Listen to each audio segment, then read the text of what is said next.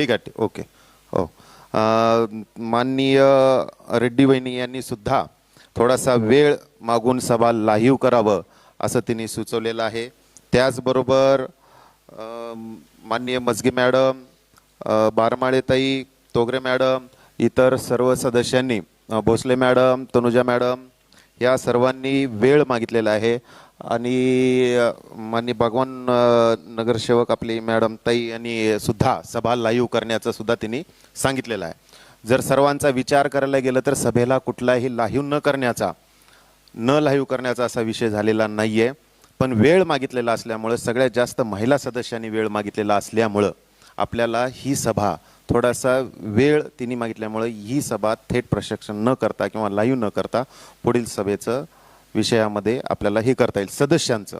आणि दुसरी गोष्ट, यामध्ये संख्या जास्त आहे की वेळ मागणाऱ्याची, त्यामुळं सदरची सभा जे आहे ते ऑफलाईन होईल. लायत्या वेळेच्या विषयामध्ये आपण हा विषय घेऊ आणि पुढची सभा लाईव्ह करायची अथवा न करायची त्याच्यावरती आपण ठराव घेऊ.